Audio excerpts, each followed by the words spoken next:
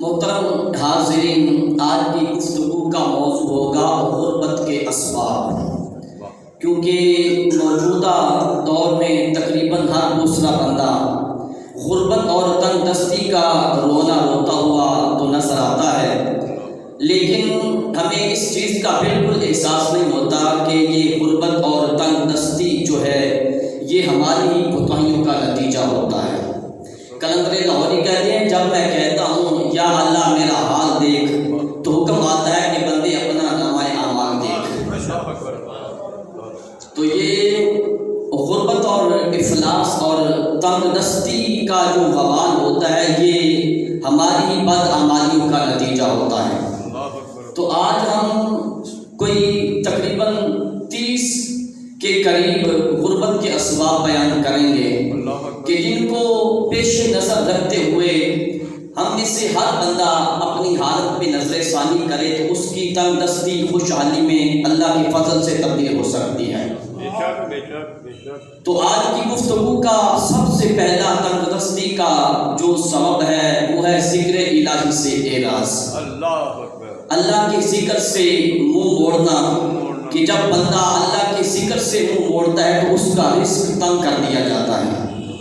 رب ذوالجلال خود فرماتا ہے قرآن کریم میں، وَمَنْ أَعْرَضَ عَنْ ذِكْرِي فَإِنَّ لَهُ مَعِيشَةً ضَنْكًا، کہ جو بندہ ہمارے ذکر سے منہ موڑتا ہے اس کی روزی تنگ کر دی جاتی ہے۔ اور پھر جب ذکر الہی سے ہم اعراض کرتے ہیں تو دنیاوی خسارہ کے ساتھ ساتھ ہمیں دینی اور روحانی خسارہ بھی اٹھانا پڑتا ہے۔ ذکر الہی کرنے والا بندہ دنیاوی فوائد کے ساتھ ساتھ دینی اور روحانی فوائد بھی حاصل کرتا ہے، کہ جب ہم اللہ کے محبوب کا ذکر کرتے ہیں تو ہمارے من کی صفائی ہوتی ہے۔ توجہ ہے نا آپ کی؟ جب ہم گناہ کرتے ہیں تو ہمارے دل پہ گناہوں کی سیاہی کی وجہ سے زنگ لگ جاتا ہے، ہمارے دلوں پہ سیاہی لگ جاتی ہے، لیکن جب ہم اللہ کے محبوب کا ذکر کرتے ہیں تو ہمارے دلوں پہ وہ لگا ہوا زنگ اور سیاہی جو ہے وہ دھل کے صاف ہو جائے گا۔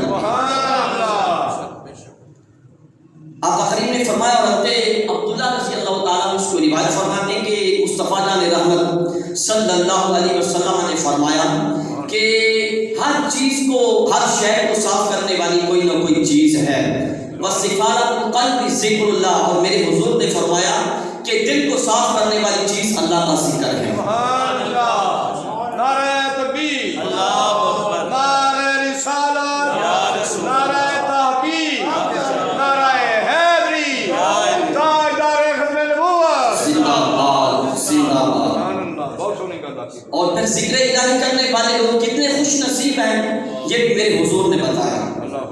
حضرت ابو ہریرہ رضی اللہ تعالیٰ عنہ روایت فرماتے ہیں اور فرماتے ہیں کہ آقا کریم نے فرمایا کہ رب ذوالجلال فرماتا ہے، انا عند ظن عبدی وانا معہ، رب ذوالجلال فرماتا ہے کہ جب بندہ مجھے یاد کرتا ہے میں اس کے پاس ہی ہوتا ہوں، جب بندہ اپنے دل میں مجھے یاد کرتا ہے میں بھی اسے تنہا یاد کرتا ہوں، اور جب بندہ مجھے کسی محفل میں یاد کرتا ہے میں اس کو فرشتوں کی محفل میں یاد کرتا ہوں۔ تو کتنی بڑی خوش نصیبی ہے کہ جس بندے کو رب یاد فرمائے، جو بندہ رب کے شمار میں آ جائے۔ حضرت ابی بن کعب میرے حضور کے صحابی کے وقت آقا کریم نے ان کو فرمایا کہ اے ابی مجھے قرآن کی تلاوت سناؤ، کیونکہ مجھے میرے رب نے حکم فرمایا کہ اے محبوب آپ ابی بن کعب کو حکم فرمائے تو آپ کو قرآن کی تلاوت سنائیں۔ جب حضرت ابی نے یہ سنا تو رونے لگ گئے کہ میرے رب نے میرا نام لیا ہے۔ تو جو بندہ ذکر الہی کرتا ہے وہ اتنا بڑا خوش نصیب ہے کہ میرا رب سے یاد فرماتا ہے۔ اور پھر کیا ہے کہ دنیاوی دینی فوائد کے ساتھ ساتھ اس کو دنیاوی فوائد بھی حاصل ہوتے ہیں کہ رب اس کو رزق بھی عطا فرماتا ہے۔ لیکن جب کوئی بندہ ذکر الہی سے منہ موڑتا ہے وہ دنیاوی فوائد سے بھی معروف ہو جاتا ہے اور دینی فوائد سے بھی معروف ہو جاتا ہے، اس بندے کا رزق تنگ کر دیا جاتا ہے۔ اور تنگ دستی کا دوسرا سبب آپ کی گفتگو کا وہ یہ ہے کہ قرآن پاک کو کھول کے اس کی تلاوت نہ کرنا۔ قرآن اگر گھر میں رکھا ہوا ہو لیکن اس کو بندہ ختم قرآن ہونے کے باوجود اس کو کھول کے اس کی تلاوت نہ کرے۔ آج ہمارا حال بھی یہی ہے کہ ہم نے قرآن کو الماریوں کی زینت بنا کے تو رکھ دیا ہے، کئی مہینے اس کو کھول کے بھی نہیں دیکھتے، جس کے نتیجے میں گرد و غبار کی طے قرآن کریم کے اوپر جم جاتی ہے۔ لیکن رب ذوالجلال فرماتا ہے اِنَّ قُرْآنَ الْفَجْرِ كَانَ مَشْهُودًا، کہ اگر قرآن کو صبح کے وقت پڑھا جائے، اس کی تلاوت کی جائے، تو قیامت کے دن قرآن پڑھنے والے کی گواہی دے گا۔ قیامت کے دن قرآن پڑھنے والے کے حق میں گواہی دے گا۔ اور پھر یہ قرآن کا حق بھی ہے مسلمانوں پہ، توجہ ہے نا آپ کی؟ مسلمان قرآن کی تلاوت کریں، یہ قرآن کا حق بھی ہے مسلمانوں پہ۔ ایک جلوے حضور کے عظیم صحابی حضرت تمیم داری رضی اللہ تعالیٰ عنہ، یہ وہ اللہ کے بندے اور میرے حضور کے عبادت گزار صحابی ہیں کہ ایک مرتبہ نماز تہجد نہ ادا کر سکے، اس کے کفارے میں پورے سال تک نہیں سوئے، پورا سال نہیں سوئے، ساری رات عبادت کرتے اور ایک رکعت میں پورا قرآن ختم کر دیا کرتے۔ اور کبھی ایسا بھی ہوتا کہ ایک ہی آیت کو بار بار پڑھتے رہتے حتیٰ کہ صبح ہو جایا کرتے۔ اور مسجد نبوی شریف میں سب سے پہلے چراغ روشن کرنے کی سعادت بھی انہیں کو حاصل ہے۔ اس کی بڑی مشہور کتاب مسلم شریف میں ہی سے حدیث پاک روایت ہے، میرے حضور نے فرمایا الدین النصیحۃ، آقا کریم نے فرمایا کہ دین نصیحت ہے، دین نصیحت ہے۔ اب عام محاورے میں کو کسی کو اچھی بات کی تلقین کر دینا، اسی کا نام نصیحت ہے، لیکن عربی لغت میں یہاں حدیث پاک میں نصیحت کا لفظ عربی لغت کے اعتبار سے استعمال ہوا ہے، اور عربی لغت میں نصیحت کہتے ہیں کسی کے لیے خالص ہو جانا، خالص ہو جانا یا خالص کرنا۔ تو اس معنی کے اعتبار سے حدیث پاک کا مطلب یہ بنے گا کہ دین خالص ہونے کا نام ہے۔ صحابہ نے عرض کیا بندہ نواز کس کے لیے خالص ہونے کا نام دین ہے؟ تو اس کے جواب میں آقا کریم نے 5 باتیں ارشاد فرمائی۔ میرے حضور نے فرمایا اللہ کے لیے خالص ہونے کا نام دین ہے، والی رسول ہی، اور اللہ کے رسول کے لیے خالص ہونے کا نام دین ہے، والی کتاب ہی، اور اللہ کی کتاب قرآن کریم کے لیے خالص ہونے کا نام دین ہے، والی ائمۃ المسلمین، اور مسلمانوں کے ائمہ کے لیے خالص ہونے کا نام، یعنی جو لوگ قرآن و سنت کے مطابق خلافت اور حکومت کے فرائض سب انجام دیتے ہیں، اور اولیاء کرام اور علماء نظام کے لیے خالص ہو جانے کا نام دین ہے، وہ عام اور عام مسلمانوں کے لیے خالص ہو جانے کا نام دین ہے۔ اب ان 5 باتوں میں سے میرے حضور نے ایک بات یہ ارشاد فرمائی والی کتاب ہی، اللہ کی کتاب یعنی قرآن کریم کے لیے خالص ہو جانے کا نام دین ہے۔ تو علماء کرام نے یہ حدیث پاک پورے دین کا خلاصہ ہے، علماء فرماتے ہیں، علماء کرام نے اس حدیث پاک، اس سے بڑی کتاب ہی سے قرآن کریم کے 6 حقوق بیان فرمائے ہیں۔ کتنے؟ قرآن کریم پہ 6 حقوق بندوں پہ بیان فرمائے، ان میں سے ایک یہ ہے کہ قرآن پہ ایمان لانا، یہ بھی قرآن کا بندے پہ حق ہے کہ بندہ قرآن پہ ایمان لائے۔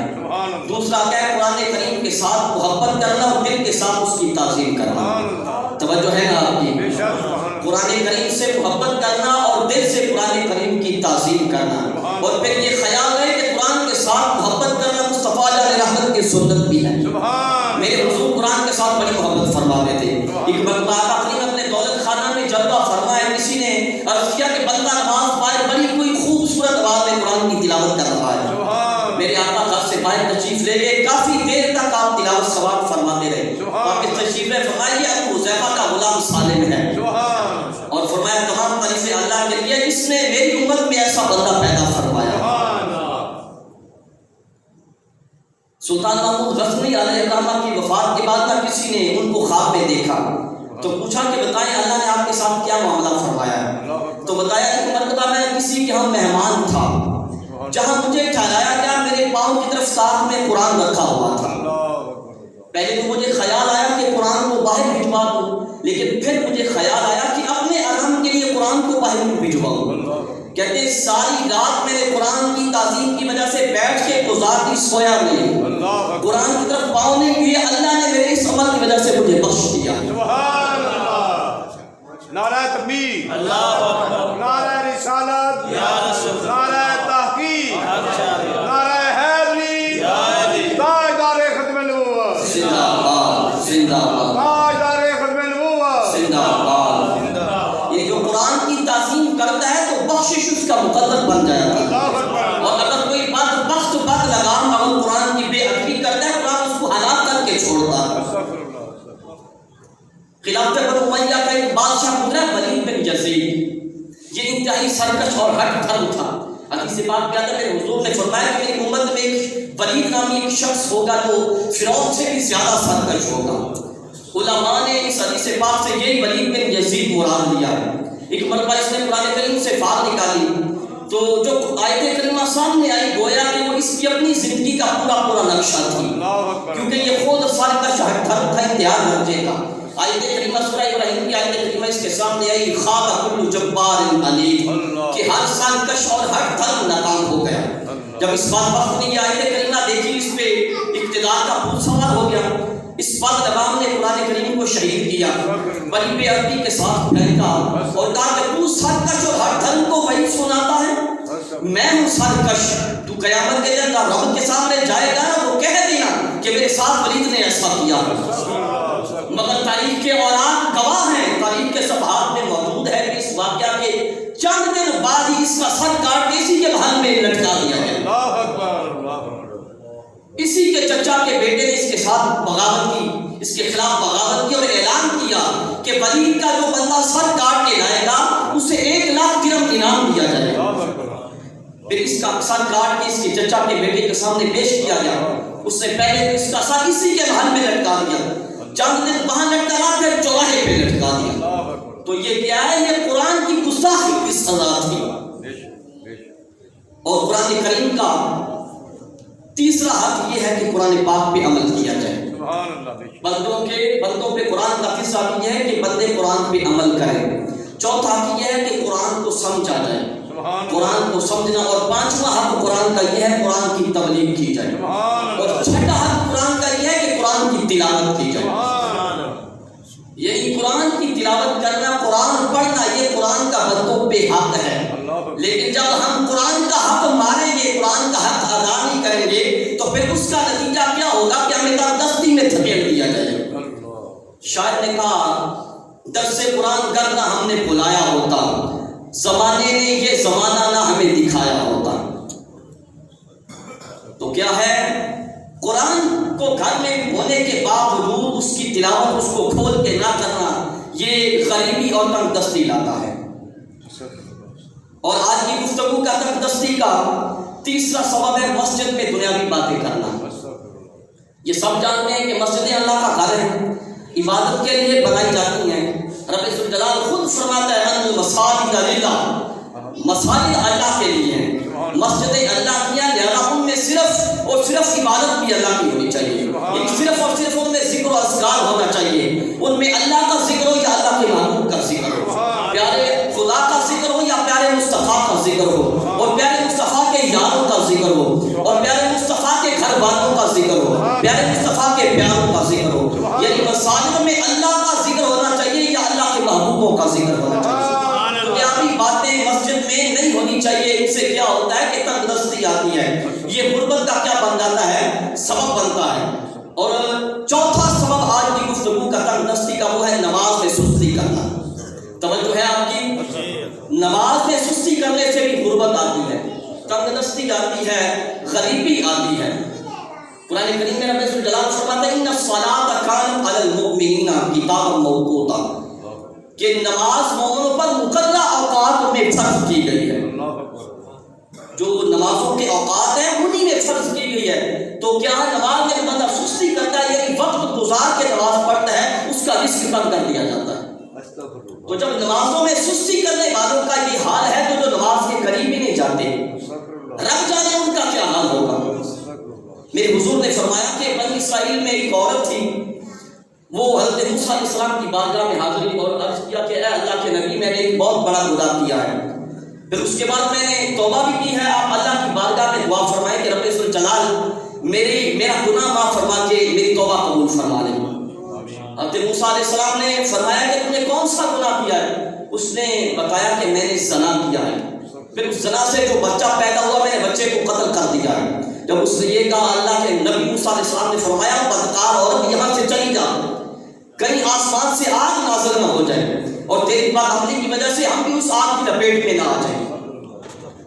اب وہ توبہ کے لیے آنے والی شکستہ دن لے کے واپس جانے لگی، جبرائیل امین حاضر ہو گئے، موسیٰ علیہ السلام کے پاس حاضر ہو گئے رب کے حکم سے، اور آ کے کہا کہ اے اللہ کے نبی موسیٰ، آپ کا رب یہ کیا ہے، کیا آپ نے اس سے کوئی بدتر آدمی نہیں دیکھا؟ موسیٰ علیہ السلام نے فرمایا جبرائیل اس سے بدتر کون ہوگا؟ جبرائیل امین نے کہا کہ وہ جان بوجھ کے نماز کو چھوڑتا ہے، یعنی جو بندہ نماز چھوڑے جان بوجھ کے اس زانیہ اور قاتلہ سے بھی بدتر ہے۔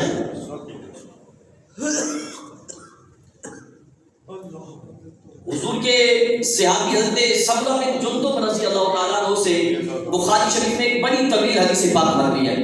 اس کا ایک حصہ یہ حضرت سمرہ فرماتے ہیں کہ ایک دن آقا کریم نے نماز فجر کے بعد ہمیں فرمایا کہ آج رات میں نے خواب دیکھا ہے، اور آپ جانتے ہیں کہ اللہ کے نبی کا خواب حق ہوتا ہے۔ آقا کریم نے فرمایا میں نے خواب دیکھا کہ دو آنے والے میرے پاس آئے، وہ مجھے عرض مقدس کی طرف لے گئے، اور دوران سفر ہم نے دیکھا کہ ایک شخص زمین پہ لیٹا ہوا ہے، دوسرا آدمی ایک بہت بڑا پتھر لے کے اس کے سر کے اوپر کھڑا ہے، وہ بڑا پتھر اس کے سر پہ دے مارتا ہے جس سے اس کا سر ٹکڑے ٹکڑے ہو جاتا ہے، اور وہ پتھر دور جا کے گرتا ہے، وہ پتھر اٹھانے جاتا ہے، واپس آتا ہے، اس کا سر ٹھیک ہو جاتا ہے، وہ پھر اس کے سر پہ پتھر مارتا ہے، سر پھر ٹکڑے ٹکڑے ہو جاتا ہے۔ آقا کریم نے فرمایا اسی طرح بار بار اس کا سر توڑا اور پھوڑا جاتا رہا ہے۔ تو میں نے پوچھا کہ یہ کون ہے؟ تو میرے ساتھی نے بتایا کہ یہ وہ بندہ ہے جو فجر کے لیے فجر کی نماز کے لیے نہیں اٹھتا تھا،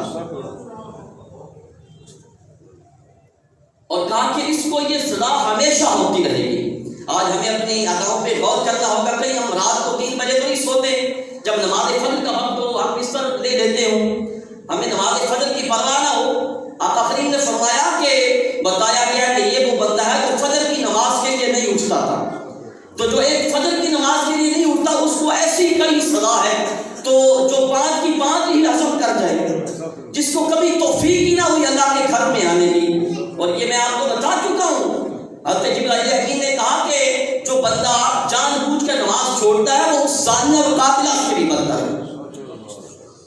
میرے حضور نے یہ بھی فرمایا قیامت کے دن سب سے پہلے نماز ترک کرنے والوں کا چہرہ سیاہ ہوگا، اور آقا کریم نے یہ بھی فرمایا کہ جہنم میں ایک وادی ہے جس کا نام لم ہے، جسے لم کہا جاتا ہے، اس وادی میں سانپ ہے، اور ایک سانپ جو ہے وہ اونٹ کی طرح ہے، اور اس کی لمبائی 1 مہینے کی مسافت جتنی ہے، اور آقا کریم نے فرمایا جب وہ بے نمازی کو ڈسے گا تو 70 سال تک اس کا زہر اس کے جسم میں اپنا کیا کہتے ہیں کہ جوش مارتا رہے گا، 70 سال تک اس کا زہر اس بے نمازی کے جسم میں جوش مارتا رہے گا، اور پھر اس کا گوشت گل کے ہڈیوں سے الگ ہو جائے گا۔ اسی طرح ایک بزرگ فرماتے ہیں کہ ان کی بہن کا انتقال ہو گیا، انتقال کے بعد اپنی بہن کو وہ دفن کرنے لگے، تو ان کے پاس ان کی پوٹلی تھی جس میں ان کی جمع پونجی تھی، وہ پوٹلی قبر میں گر گئی، ان کو اس کی خبر نہ ہوئی، واپس آئے لوٹ کے دفن کر کے، گھر آنے تک وہ خبر نہ ہوئی، لیکن گھر آ کے یاد آیا کہ وہ پوٹلی تو قبر میں گر گئی ہے۔ گئے واپس قبر میں، لوگوں کے چلے جانے کے بعد قبر کو کھودنا شروع کیا، جب قبر کو کھودنے لگے تو بہن کی قبر میں دیکھا کہ دہتی ہوئی آگ چل رہی ہے، وہیں پر ڈالی ہوتے ہوئے واپس آئے، گھر آ کے پوچھا، اپنی ماں کے پاس آئے، پوچھا اپنی جان بتائیں میری بہن کیا عمل کیا کرتی تھی؟ ماں نے پوچھا بیٹا کیوں اس کے بارے میں جاننا چاہتے ہیں؟ تو رو کے عرض کیا امی جان میں نے اس کی قبر پہ دہتی ہوئی آگ دیکھی ہے۔ تو ان کی والدہ نے بھی یہ رو کے عرض کیا بیٹا آپ کی بہن نماز میں سستی کیا کرتی تھی، نماز کو وقت گزار کے پڑھتی تھی، نماز کا وقت گزار کے پڑھتی تھی، جس کا یہ نتیجہ ہے کہ اس کی قبر میں دہتی ہوئی آگ چل رہی ہے۔ یہ گزار کے پڑھنے کا یہ وبال ہے، یہ سستی کرنے کا، تو جو نماز کے قریب ہی نہ جائے اس کا کیا حال ہوگا؟ اور پھر میں یہ عرض کر چکا ہوں کہ یہ اخروی خسارے کے ساتھ ساتھ بندے کو، جو بندہ نماز میں سستی کرتا ہے اس کو دنیاوی خسارہ بھی اٹھانا پڑتا ہے کہ اس کا رزق تنگ کر دیا جاتا ہے۔ اور آج کی گفتگو کا تنگ دستی کا 5واں شعبہ ہے جھوٹ بولنا۔ جھوٹ بولنے سے بھی غریبی آتی ہے، تنگ دستی آتی ہے، غربت آتی ہے۔ جھوٹ ایک بہت بڑا گناہ ہے۔ میرا اللہ قرآن کریم میں فرماتا ہے لعنت اللہ علی الکاذبین، جھوٹ بولنے والوں پر اللہ کی لعنت ہے۔ تو بھلا بتائیں جس پہ اللہ کی لعنت ہو اس پہ کبھی اللہ کی رحمت ہو سکتی ہے؟ جن لوگوں پہ اللہ کی لعنت ہو ان پہ کبھی اللہ کی رحمت نہیں ہو سکتی. یعنی جب تک وہ اس جرم کا ارتکاب کرتے رہیں گے، جب تک وہ جھوٹ بولتے رہیں گے، ان پہ اللہ کی لعنت ہوگی، اللہ کی رحمت نہیں ہوگی. تو اس کا رزق کیسے وسیع ہوگا؟ پھر وہ کیا ہے کہ تنگ دستی اس کا مقدر بن جائے گی. اور چھٹا ثواب ہے زنا کرنا، یعنی بدکاری کا ارتکاب کرنا. یہ بھی بہت ہی بڑا گناہ ہے اور شریعت مطہرہ نے اس کی بڑی سخت سزا مقرر فرمائی ہے. شریعت مطہرہ نے زنا کی جو سزا مقرر فرمائی ہے وہ یہ ہے کہ اگر غیر شادی شدہ مرد اور عورت اگر اس جرم کا ارتکاب کرنے تو اس کی سزا ہے ان کو 100 کوڑے مارے جائیں. لیکن اگر شادی شدہ مرد یا عورت اس جرم کا ارتکاب کرتے ہیں تو ان کی سزا یہ ہے کہ ان کو سنسار کر دیا جائے، یعنی ان کو اتنے پتھر مارے جائیں، پتھر مار مار کے ان کو قتل کر دیا جائے. اور پھر اس کے ساتھ ساتھ یہ سزا بھی ملتی ہے بدکاری کرنے والے کو کہ اس کا رزق بھی تنگ کر دیا جاتا ہے، تنگ دستی اس کا مقدر بن جاتی ہے. اور ساتواں ثواب ہے گناہ کرنا، گناہوں میں مشغول رہنا، یعنی ہر وقت کسی نہ کسی برائی میں مشغول رہنا. اس سے کیا آتا ہے؟ غریبی آتی ہے، اس سے تنگ دستی آتی ہے، رزق تنگ کر دیا جاتا ہے.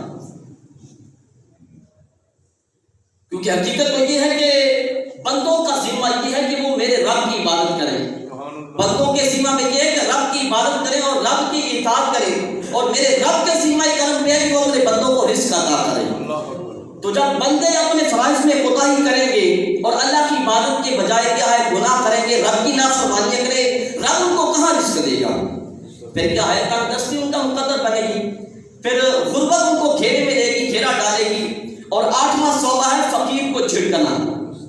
فقیر کو جھڑکنے سے بھی تنگ دستی آتی ہے، رزق تنگ ہوتا ہے، غربت بندے کا مقدر بن گیا ہے. میرا رب قرآن کریم میں فرماتا ہے واپس سائلہ فلا تنہر، کہ سوال کرنے والے کو یعنی فقیر کو جھڑکو نہ، جب وہ سوال کرے جو کچھ ممکن ہو اس کو دو. اس لیے فقیر کو کبھی جھڑکنا نہیں چاہیے. اگر گھر میں کچھ ہے دینے کے لیے تو اس کو دے دے جتنی توفیق ہے، لیکن اگر دینے کے لیے ہے ہی کچھ نہیں پھر بھی جھڑکنا نہیں ہے، پھر بڑی نرمی کے ساتھ اور پیار کے ساتھ اس سے عبادت کرنی چاہیے. فقیر کو جھڑکیں گے تو اس کا کیا وبال ہوگا؟ رزق بندے کا تنگ کر دیا جاتا ہے، کیونکہ رب الجلال نے خود حکم دیا ہے اب آپ مسائل فلا تنہر. اور 9واں ثواب ہے صبح کو سونا. صبح کے وقت سونے سے بھی رزق تنگ کر دیا جاتا ہے. تو کیا اصل شرع یہی ہے کہ رات کو جلدی سویا جائے، صبح جلدی اٹھا جائے. لیکن جو لوگ طلوع آفتاب تک یعنی سورج نکلنے تک بلکہ اس کے بعد تک بھی سوئے رہتے ہیں تو وہ سخت خسارے کا موجب بنتے ہیں.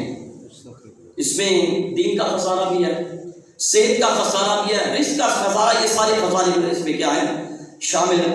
تو اس لیے کہ مسلمان کے لیے چاہیے کہ رات کو جلدی سوئے. ساری رات سونے کے لیے رات رب نے سونے کے لیے بنائی ہے، رات جاگنے کے لیے نہیں ہے کہ رات کو 3 بجے تک کیا ہے کہ بندہ ٹی وی دیکھتا رہے، 3 بجے تک ادھر ادھر محفلوں میں بیٹھا رہے، اپنے دوستوں کے ساتھ بیٹھ کے یاروں کے ساتھ بیٹھ کے رات گزار دے. جب صبح نماز کا وقت ہو پھر بندہ بستر پہ جا پڑے. تو اس لیے کیا ہے کہ بندہ دیر سے اٹھتا ہے جو نماز نہیں پڑھتا یا طلوع آفتاب تک سویا رہتا ہے تو سخت زبردست خسارے کا موجب بنتا ہے. اور اگلا ثواب یعنی 10واں ثواب تنگ دستی کا ہے قبرستان میں ہنسنا. لوگ جنازے کے ساتھ جاتے ہیں، وہاں جا کے بھی دلوں میں خدا کا خوف پیدا نہیں ہوتا، بلکہ وہاں بھی ایک دوسرے کے ساتھ مذاق کر رہے ہوتے ہیں. میت کو دیکھ کے، موت کے دیکھ کے وہاں بھی عبرت نہیں پکڑتے. اللہ کے مقام میں عبرت ہے، عبرت پکڑنی چاہیے، لیکن وہاں بھی عبرت نہیں پکڑتے، وہاں بھی ہنسی مذاق شروع رہتا ہے قبرستان میں کھڑے ہو کے. لیکن یہ خیال رکھیں یہ گناہ بھی ہے، غربت کا سبب بھی ہے. اس سے بندہ گنہگار بھی ہوتا ہے، بندے کا رزق بھی تنگ کر دیا جاتا ہے. اور 11واں سبب ہے گانا بجانا. یہ وبا بھی آج بڑی عام ہو چکی ہے. حدیث پاک کے مطابق حالانکہ یہ ہے کہ گانا ایجاد کرنے والا شیطان ہے، اور گانے کے جو لوگ دل دادا اور فریفت ہیں وہ شیطان کے پیروکار ہیں. تو جو لوگ شیطان کے تابع دار ہیں، شیطان کے پیروکار ہیں، تو وہ اللہ کی رحمت کے مستحق ہو سکتے ہیں؟ رب ان پہ رحمت نازل فرمائے گا؟ نہیں. تو کیا ہے گانا بجانے کا دنیاوی وبال یہ ہے کہ ایسے بندے کا رزق تنگ کر دیا جاتا ہے. 12واں سبب ہے کہ والدین کو تکلیف دینا.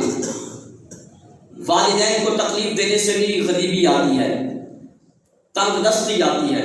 والدین اولاد کے لیے اللہ کی بڑی عظیم نعمت ہے. رب ذوالجلال قرآن کریم میں جا بجا والدین کے ساتھ دوسرے سلوک کا اور فرما برداری کا حکم دیتا ہے. لیکن آج کا ایک مغربی تہذیب کا گرددادہ نوجوان، جدت پسند نوجوان جو ہے، وہ والدین کی قدر و منزلت تو کرنا کو جا، ان کا نام لینا تو کو جا، بلکہ یہاں تک بوڑھا اور بوڑھا کہہ کے پکارتے ہیں. اور پھر اس میں ذرا بھی خوف محسوس نہیں کرتے، شرم محسوس نہیں کرتے. لیکن یہ یاد رکھیں، والدین کو تکلیف دینا یہ گناہ بھی ہے، غربت کا سبب بھی ہے. اور آگے 13واں سبب ہے صلہ رحمی نہ کرنا، یعنی رشتہ داروں کے ساتھ تعلقات توڑنا. کیونکہ رب ذوالجلال قرآن کریم میں جا بجا رشتہ داروں کے ساتھ دوسرے سلوک کے ساتھ پیش آنے کا حکم دیتا ہے. رشتہ داروں کے ساتھ تعلقات جوڑنے کا حکم دیتا ہے کہ تعلقات جوڑو، تعلقات کا توڑو نہ.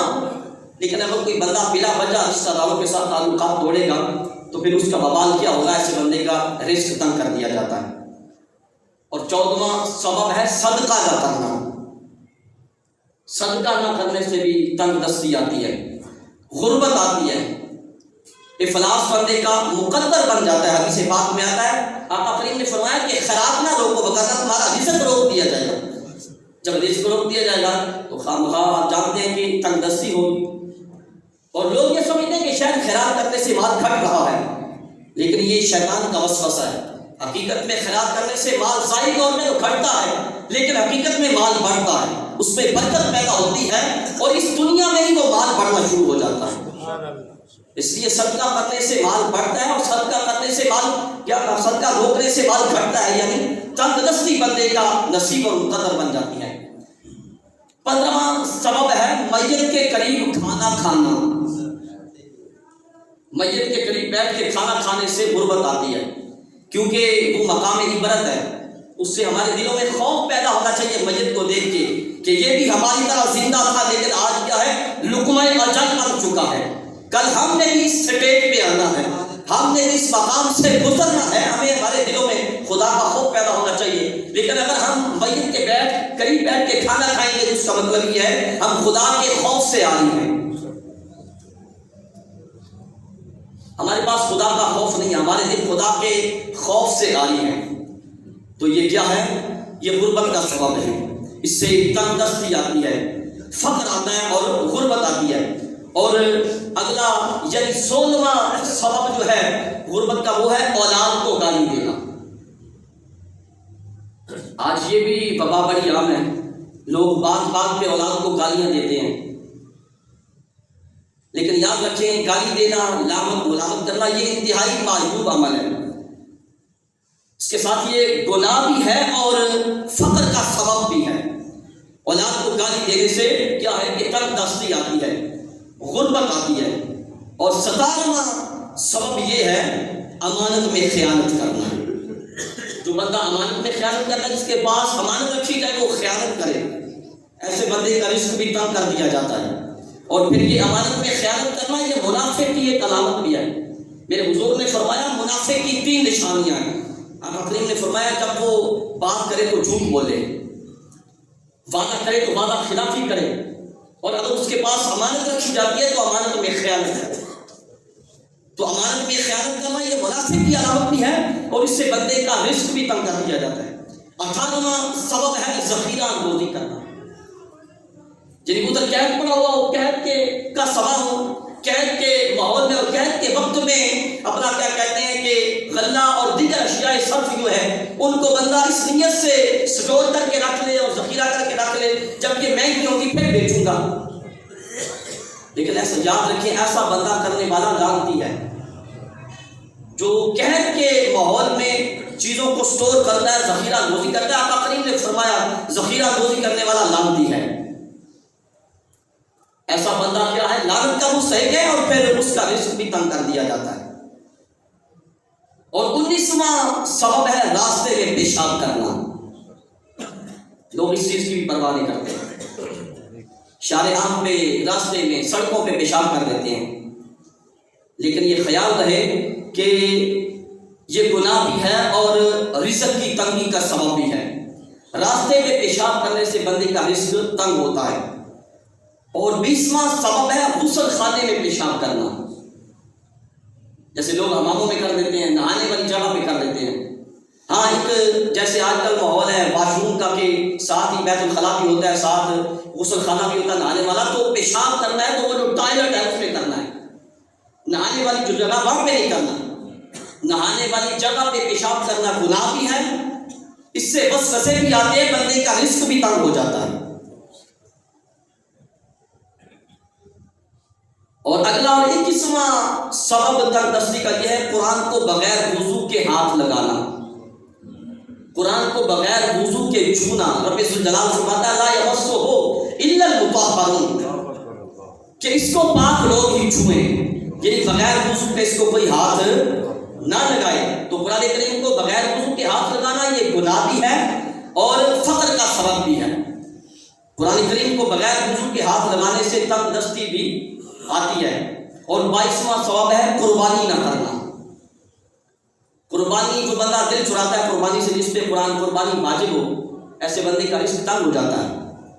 یہ قربانی ایسی عظیم عبادت ہے کہ رب ذوالجلال نے اپنے محبوب کریم کو بھی حکم دیا، فرمایا فَصَلِّ لِرَبِّكَ وَانْحَرْ، اے پیارے محبوب آپ رب کی نماز بھی پڑھیے اور قربانی بھی کیجیے۔ تو جس بندے پہ قربانی واجب ہو، صاحب استطاعت ہو، صاحب نصاب ہو، قربانی واجب ہو، پھر قربانی کرے نہ کرے، دل چرانا یہ تنگ دستی کا سبب ہے۔ اس سے بندے کا رزق کیا ہے؟ تنگ کر دیا جاتا ہے۔ اور اگلا اور 23واں سبب ہے تنگ دستی کا مکڑی کے جالے دور نہ کرنا۔ آپ نے دیکھا ہوگا گھروں میں مکڑی کے جالے لگ جاتے ہیں، لیکن ہم بھی پرواہ نہیں کرتے، ہمارے گھر والے بھی پرواہ نہیں کرتے، کئی مہینے اسی طرح لگے رہتے ہیں، لیکن یہ کیا تنگ دستی کا سبب ہے۔ لہٰذا آئندہ ہمیں بھی اور خاص طور پہ گھریلو خواتین جو ہیں ان کو اس چیز کا خیال کرنا ہوگا کہ جیسے یہ جالے لگ جائیں ان کو فوراً اتار دینا چاہیے، نہیں اتاریں گے تو رزق تنگ ہوگا۔ 24واں سبب ہے والدین کو نام لے کے پکارنا۔ والدین کو، جس طرح آج ہمارا جو جدید نوجوان ہے، بلکہ یہ فیشن بن گیا ہے کہ نوجوان والدین کو نام لے کے پکارتے ہیں، لیکن یہ خیال رہے کہ والدین کو نام لے کے پکارنا یہ فقیری کا سبب ہے، یہ غربت اور تنگ دستی کا سبب ہے، اس سے بندے کا رزق تنگ ہوتا ہے۔ اور 25واں سبب بغیر ہاتھ دھوئے کھانا کھانا۔ ہاتھ دھونے کے بغیر کھانا کھانا، اس سے بھی رزق تنگ ہوتا ہے، جس کا آج ہم خیال نہیں کرتے، ہم اس کو معمولی سمجھتے ہیں، بس جیسے بیٹھے لاؤ جی ٹھیک ہے کھانا شروع کر دیا، کہیں بیٹھے ہو کسی محفل میں یاروں کے ساتھ بیٹھے ہو، گھر میں بیٹھے ہو، ٹی وی دیکھ رہے چلو آ گیا کھانا بس ٹھیک ہے کوئی بات نہیں، ہاتھ دھلے دھلائے ہیں، یہی ہمارے کیا کہتے ہیں کہ لہجے ہوتے ہیں، یہی ہمارے الفاظ ہوتے ہیں، ہاتھ دھلے دھلائے ہیں۔ بڑے لوگوں کو کیا ضرورت ہے ہاتھ دھونے کی، اس کا پرواہ نہیں کرتے، لیکن کیا پھر تنگ دستی ہمارا مقدر بن جاتی ہے، پھر رو کے زندگی گزارنے پہ ہم مجبور ہو جاتے ہیں۔ اس لیے کھانا کھانے سے پہلے ہاتھ اچھی طرح دھو لینے چاہیے، اس سے بندے کے رزق میں برکت رہتی ہے۔ اگر بغیر ہاتھ دھوئے کھانا کھایا جائے تو بندے کا رزق تنگ ہو جاتا ہے۔ 26واں سبب ہے تنگ دستی کا اوندا جوتا سیدھا نہ کرنا۔ جوتا الٹا ہو چکا ہے، جیسے آج ہم آج کل کرتے ہیں، دیکھا الٹا پڑا ہوا بس گزر گئے وہاں سے، اس کی کوئی پرواہ نہیں کی، وہاں سے گزر جاتے ہیں، لیکن یہ خیال ہے کہ یہ مسلمانوں کے لیے تکلیف دہ بات ہے اور رزق کی کمی کا بھی سبب بنتا ہے۔ اس لیے جب دیکھیں اگر جوتا کہیں بھی، یہ نہیں کہ اپنے گھر میں کہیں بھی جوتا الٹا پڑا ہوا دیکھیں تو اس کو فوراً سیدھا کر دیا کریں۔ اور 27واں سبب ہے تنگ دستی کا ہمیشہ مذاق میں مشغول رہنا۔ آج یہ بھی ہمارے یہاں بہت بیماری بڑی عام ہے، لوگ بےہودہ اور لا یعنی مذاق میں یوں ہی لگے رہتے ہیں، حالانکہ مذاق کرنا یہ جاہلوں کا کام ہے۔ اسلام میں مزاح جائز ہے، مزاح میں جھوٹ نہیں ہوتا، خوش طبعی ہوتی ہے، سچ ہوتا ہے، خوش طبعی ہوتی ہے مزاح میں، لیکن مذاق میں جھوٹ ہوتا ہے۔ مذاق جاہلوں کا کام ہے اور مذاق میں مشغول رہنے سے بندے کا رزق بھی تنگ ہوتا ہے۔ اور 28واں سبب ہے تنگ دستی کا ننگے سر بازار جانا. توجہ ہے نا آپ سب کی میری طرف؟ ننگے سر بازار جانا، اس سے بھی تنگ دستی آتی ہے. آج ہم ذرا اپنا محاسبہ کریں. سر پہ ٹوپی رکھنا اور امامہ شریف رکھنا اس کو بوجھ سمجھتے ہیں. یعنی ننگے سر بازار میں نکلنا یہ تنگ دستی کا سبب ہے. اس لیے حضور کے غلاموں سروں کو ڈھانپ لو، سروں پہ ٹوپیاں رکھو، امامے باندھ لو. اگر چاہتے ہو تمہارے رزق پہ برکت ہو تو سروں پہ ٹوپیاں رہنی چاہیے ہر وقت، بلکہ بہتر یہ کہ امامے باندھ کے رکھو. یہ حضور کی سنت ہے. رزق میں برکت بھی ہوگی، تیرے آقا کی سنت کا ثواب بھی ملے گا. ننگے سر بازار میں نکلنا، اس سے تنگ دستی اور غریبی آتی ہے. لیکن آج تو ایسا خطرناک ماحول پیدا ہو چکا ہے کہ مرد تو مرد، عورتیں ننگے سر بازاروں میں گھوم رہی ہوتی ہیں. پھر پرفیوم اور خوشبو میں اس طرح رچی اور بسی ہوتی ہیں کہ ہوائیں کافی دیر تک کسی گزرنے والے کی خبر دیتی ہیں. لیکن یہ یاد رکھیں، یہ غیرت مند لوگوں کا کام نہیں ہے. جن عورتوں کے مرد، ان کے شوہر، ان کے بھائی، ان کے باپ غیرت مند ہوتے ہیں نا، ان میں اتنی جسارت نہیں ہوتی، وہ ایسا نہیں کر سکتی. یہ بغیرت لوگوں کا کام کہ عورتیں ننگے سر ننگے منہ بازار میں جائیں. تو کیا ہے ننگے سر بازار میں جانا، اس سے بھی تنگ دستی آتی ہے. اور 29واں سبب ہے سجدہ تلاوت نہ کرنا. قرآن کریم میں 14 سجدے ہیں. جب ہم تلاوت کرتے ہیں، خود یا کسی سے سنتے ہیں، آیت سجدہ آتی ہے تو بندے پہ سجدہ تلاوت کرنا واجب ہوتا ہے. سجدہ تلاوت کو حقیر سمجھ کے چھوڑ دینا یہ تنگ دستی کا سبب ہے. اس لیے جب ہم قرآن کریم کی آیت سجدہ پڑھیں یا کسی سے سنیں، اگر سوال کا وقت نہ ہو تو بہتر ہے اسی وقت ہی سجدہ کر لیا جائے. لیکن اگر کسی مجبوری کی وجہ سے اس وقت نہ کر سکے تو بعد میں ضرور کرنا چاہیے. اگر نہیں کریں گے تو رزق تنگ کر دیا جائے گا. آیت اپنا سجدہ تلاوت نہ کرنا یہ فقیری کا سبب ہے، غریبی کا سبب ہے. اور آج کی گفتگو کا تنگ دستی کا 30واں اور آخری سبب ہے مہمان کی عزت نہ کرنا. مہمان آنے کی وجہ سے، مہمان آئے اس کی عزت نہ کرنا، اس کی خدمت نہ کرنا، اس کے آنے کی وجہ سے نہ خوش ہونا، یہ بھی غریبی کا سبب ہے. اس سے بھی رزق تنگ ہوتا ہے. اس کا مطلب یہ ہے کہ اگر کسی کے پاس مہمان آ جائے اس کو خوش ہونا چاہیے، اس کی دل سے عزت بھی کرنی چاہیے، اس کی خدمت بھی کرنی چاہیے. میرے حضور نے فرمایا تم میں سے جو اللہ پر اور قیامت کے دن پر ایمان رکھتا ہے اسے چاہیے کہ اپنے مہمان کی عزت کرے. سبحان اللہ.